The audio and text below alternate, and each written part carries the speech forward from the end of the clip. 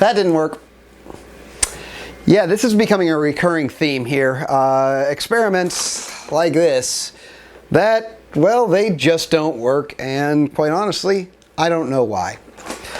So this video is going to be a little bit different. It's not so structured like most of my other videos. It's more of a face-to-face. Letting you guys that watch my channel know what's going on here at Video Aerial Systems. This is my office downstairs in the basement of my building. And it's where I do a portion of my R&D, but actually most of it's done at my house because I don't have the noise of a business going on. And I typically do that early in the morning. But when a project fails, this is usually where it lands. So, and yeah, I'm in the middle of a cleanup here. This is actually really clean for me. You don't want to know what's off camera over here. It's really terrible. But anyway, I wanted to show you guys how much R&D I've done. I've been very public about it, and as of today, which is August, somewhere in the middle of August, I have put almost $28,000 into R&D, and that's just my cost. That does not include my time. My time this year into research and development is somewhere between 1,200 and 1,400 hours, and I just want to show you what this looks like. Under here are a lot of failed projects. Now, the ones that I think have a chance of working aren't here. They're actually upstairs where they're waiting on the next revision of parts. So, things like this, 5.8 gigahertz backplates. What's in this box? I don't even remember. Oh, so these are, so this is a, you can see that there was a backplate for Pepperbox Extreme that didn't work. There's another revision of it. I changed the colors to try to keep myself on with the revisions. Some Crosshair Extreme backplates that didn't work. Now, if you guys follow what I'm doing, you notice that I have been running a Crosshair Extreme, and I probably have one here somewhere. Yeah, okay. So this is actually what the Crosshair Extreme looks like, the one I've been running on my goggles. And the problem is that this little, let me bring this up to the camera, maybe you can see it, is that the SMA is bonded right to a brass tube. And the problem is that if the goggles are dropped, it's going to break right there. So what you're looking at is either a Rev 3, 4, or a 5. I'm not sure what revision this is because I don't know what elements inside because I already glued it shut. I actually have two different sets of elements for this that run, and I did a live video where people voted on which element I should actually go with. So the element is done, but the problem is that this will break and the antenna needs to be balanced. So to eliminate that weak point, I used what's called a coplanar waveguide, which is basically embedded, let me see if I focus that, embedded microstrip right there. The problem is there's a lot of loss incurred in that, and so I have to figure out how to get rid of the loss. So right now I'm on revision, I think 10? I don't know, I had 9, 10, 11, and 12 shipped to me just because I was basically throwing a bunch of stuff at the wall and seeing what would work. Now, at the time of this video, I'm 90% sure I finally got it. So it'll be Rev 13.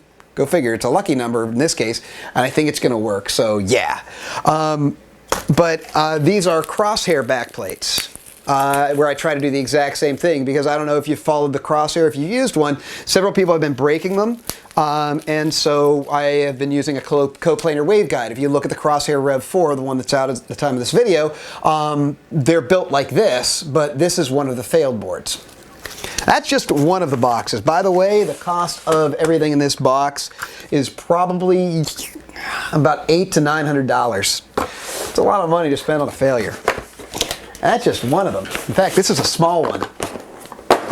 What else do we have? Oh!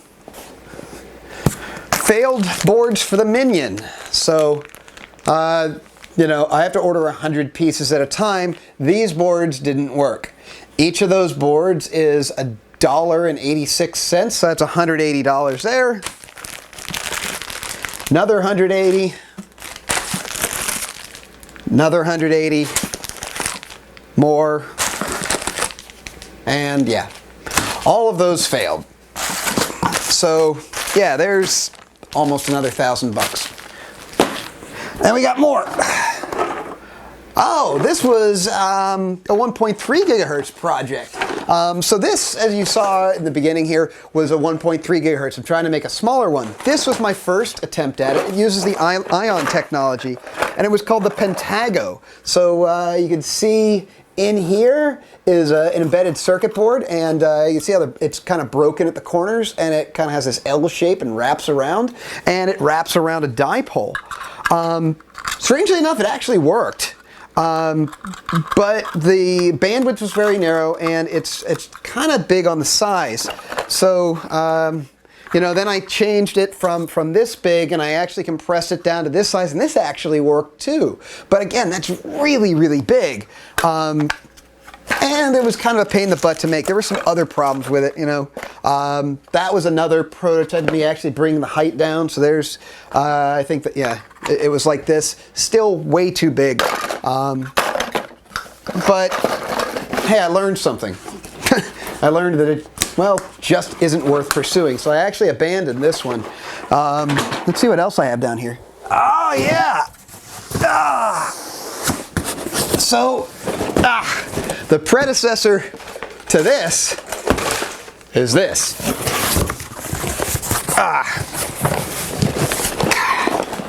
Okay, this was the 1.3 gigahertz Triumph. So a completely different principle. And by the way, I actually went as far as to patent this, only to now abandon it. Mainly because it's too hard to build. So, all right. So this was a board. Let's see if I can find some of the other parts in here. Let me, oh yeah, here we go. So this was a micro strip. And then this board, as you can see, this is this is actually revision 1. This is a revision 4. Hopefully they mate together.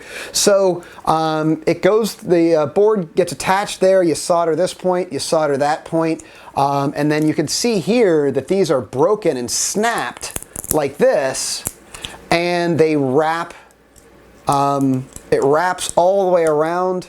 Obviously, these are different revisions because they don't match, and it wraps around this center board. And by the time it's all covered up, I don't know that. Well, I guess I don't have the parts here, or the cover. It ended up being well, still I'm looking around. I thought I had parts that I had actually made, but maybe they're at my house.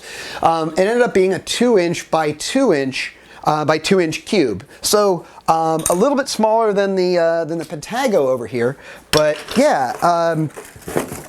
You know, like here's some different versions. You can tell this one was taller. You know, I was working on bringing it down, making it smaller. Remember, the goal for this was to make a much smaller 1.3 gigahertz antenna. Here's some more centerpieces that, wow, this is a batch that I guess I did open, and I was going to say I never even opened it. So there's a centerpiece for it. But if we're comparing, you know, this, so I started out something like that size. Well, actually, I started out something totally different. Got it down to here, and then if you compare this to where this is, this is smaller. So I'm chasing this one down, but this one isn't working, and this one kind of did. Let's go a little bit deeper. Let's see what else is in here. Oh, this was a 2.4. This one's supposed to be in this box. Here we go. This is the Airscrew V2 still in here. So I'll show you what that one was as soon as I could find the parts. Somewhere. There's one. Here we are. So, here's some more parts for the Airscrew V2. Let's see. So if you remember, the cloverleaf was a three-point antenna. Let's see, what was this here? This is a, I think it's 1G3. All right, so this will work. So I don't have to make an even bigger mess. So you remember the cloverleaf was effectively a 3-point skew planar wheel, which improved the performance. So what I was trying to do is trying to repeat that using the concept of the TBS Triumph and the TBS Diamond antennas that I designed. And I tried to combine them all into one concept, and strangely enough, it actually worked. So this would go in the center, and then this was the element. Notice it's very similar to the TBS Diamond, but it's cut at an angle, and that angle slides right into there, and then you would have 3 of these all the way around. And when I say this worked, it worked, but not great. Unlike the Cloverleaf, the signal changed about 4 or so dB, 3 to 4 dB, as you got towards the points here. So it just didn't work. I mean, I said it didn't work. It would work, but the signal would not be consistent, at least for a long-range pilot. At short range, you wouldn't know the difference, but at long range, well, it's probably not the best antenna in the world. But I thought I could fix this, so this thing went through 8 different revisions, and yeah, this is destined for that. So yeah, and you can see here's a different board for the center, trying to match the impedance. So yeah, that's I think that's all for this box. Let's pull out another one. Oh, by the way, I don't even want to think how much money's in that box, because it's worth significantly more than my car. Let's clean that up. And look, what's 900 megahertz Triumph? Okay. So same thing as the 1.3 gigahertz Triumph, but 900 megahertz. So this one was supposed to fit in a 3-inch by 3-inch by 3-inch cube. And for some reason I couldn't ever get this one working. There's the box full of stuff. So there's the very, very large center board. Of course, it's 900 megahertz. Yeah. So again, these circuit boards are not cheap, and they also don't work. So yeah, this is what I've been cleaning up over the last couple of days. Let's find another one. Oh, hey! The Crosshair Extreme. Okay, so these are all failed elements. By the way, there are more on my desk over there, so I haven't finished cleaning these up. So this is the 1.3 gigahertz Crosshair Extreme element. I'm not sure what revision that is. Here's another one. This actually didn't take too much prototyping. I got this, I think I went through 4 revisions before getting it right. But these ones, they're off frequency. They don't quite work right. Oh, here's some 3.3 gigahertz Crosshair in there. So these are 3.3. They didn't work. Here's early 3.3 gigahertz Crosshair elements that didn't work.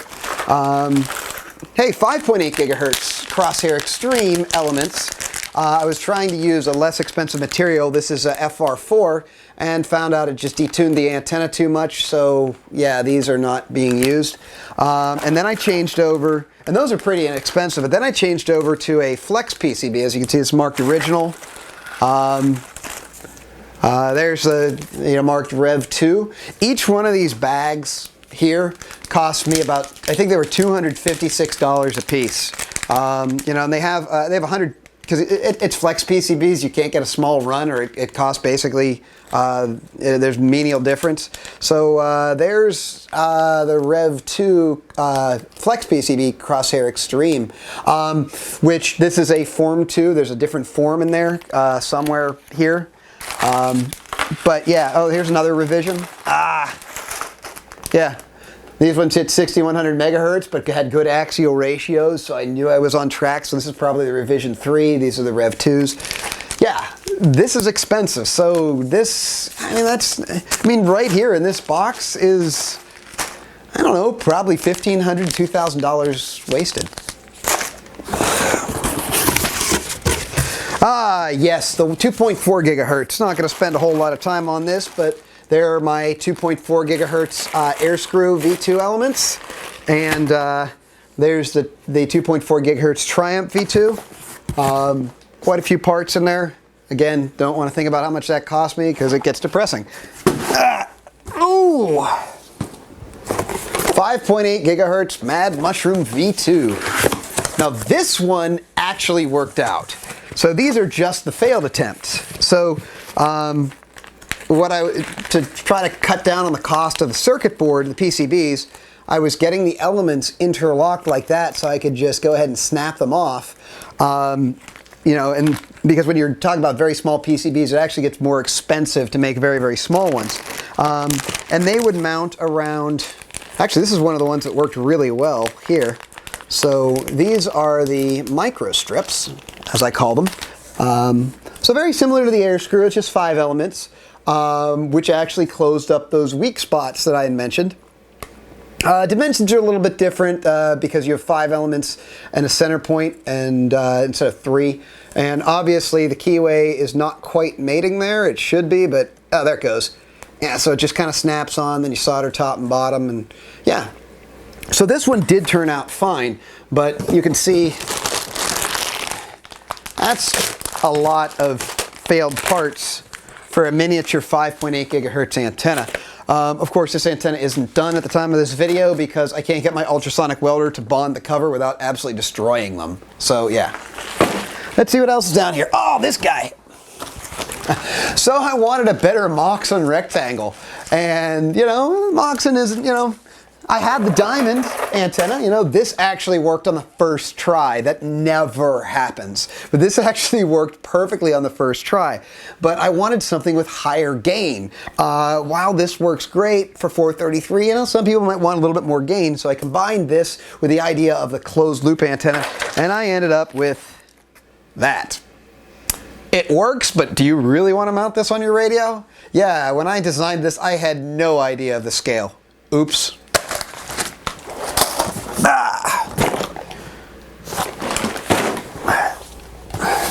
Oh, here we go. Here's another one that never worked. 3.4 gigahertz minion. I even got the injection mold done on this. So obviously these are thin flex PCBs, so these are really expensive. And I made the mistake of, what is that, 200 pieces? So I ordered a whole lot, and these are about $2.10 a piece, and they don't work. And there's a lot of them. Oh yeah, and here we go. We got the, I was trying to do an Airscrew style as well, which, well, that didn't work either. Okay. Airscrew V2. These are actually the working models. So the ones that you saw in those other boxes don't work, but these do. So I ended up, when I was done with it, 2 different sets of elements that worked, and 2 different sets of microstrips. So both of these actually work. And it's smaller than my current Airscrew. It's smaller than the current Mad Mushroom. So why don't we do this? Leave a comment in the video description about why I should open source this or why I shouldn't. Because it is developed, it does actually work. But on the other hand, open source has obviously become, I would effectively be training my competition as I did with the Cloverleaf. When I open sourced that, there were a few do-it-yourselfers, in fact many do-it-yourselfers in the beginning, but there weren't so many at the end. Like now, every company in China is basically making it, and I actually tried to trademark the name Cloverleaf because it is what I used for trading that, and because so many people had cloned it, I wasn't allowed to get that trademark, and it cost me $3,400 to try to get it, only to fail at trademarking a name that I came up with because too many people had copied it. Yeah, so what do you think about that? Should I release this? Now this is 1.3 gigahertz. So should I release this as open source and let people compete with me and try to put me out of business? Which means I'm gone from the industry completely. Or should I just swallow this and say, well, you can buy that whenever I do finish it? Let me know in the comments. But yeah, this is one of the few working ones that's actually down here. Failed minion and ion board. So yeah, not only were those first batch failed, but these all failed as well. This is 5.8 gigahertz. So yeah, that's a lot of failed parts. You know, you can see different 5975 megahertz. That one's pretty close. That one hit at 5300 megahertz, 6125. Oh, that's the Ion 2 that hit 6125. So it's pretty close on that one. But again, each of those bags is about $250. So yeah, and then this, here we go. Here's the rest of the Pentago project. So I had these balins custom manufactured for it. And here's the breakaway boards that I was telling you about. So yeah. Yeah, so that's about it. That's all the abandoned R&D projects that I've had, and then just the failures. There are plenty still upstairs that I'm working on that aren't part of this video. But, you know, the cloning thing gets brought up a lot. Is cloning ethical, or is it moral, or is it right? Well, this is why developers get so upset, because they spend all of this time developing it and a lot of money. Like I said, what you're seeing here is probably $23,000 to $24,000 worth of parts, and probably about 1,000 hours of my time developing it, and you know, hitting my head against the wall wondering why it doesn't work. So obviously when somebody would take the idea and say, hey, I can make this cheaper and sell it and compete with the inventor, because I don't have to absorb all that cost, and I can make it in China instead of here in the States, obviously it upsets me, and that happens a lot with developers. So you know, this is what R&D looks like. This is a side of R&D that nobody sees, or at least few people see. Obviously, those who are in research and development and do this, they see this all the time. Failure is just part of it. Now, mind you, I drove into the shop today with a car that might be worth $1,500. So, I mean, some of these boxes are worth 3 and 4 times worth the car I drive day to day. But that's the cost of staying in business. All right, guys, so I'm going to end the video there. I just wanted to shoot this off the cuff because I was down here cleaning my office, and yeah, it was a mess. And I started organizing all these projects and realized just how many of them there were. But I want to hear from you. There are 2 main things I want to hear. One is, what do you feel about this format? Getting the real Ivy crazy, not something that's scripted, but something that's just shot off the cuff, as opposed to something scripted and structured and obviously a lot shorter, versus getting the real heart-to-heart. The other thing I wanted to know, it was about that 1.3 gigahertz Airscrew that you saw in the middle of this video. What did you think about that? Should I open source that? Should I keep it? Should I put it in my back pocket, maybe use for later?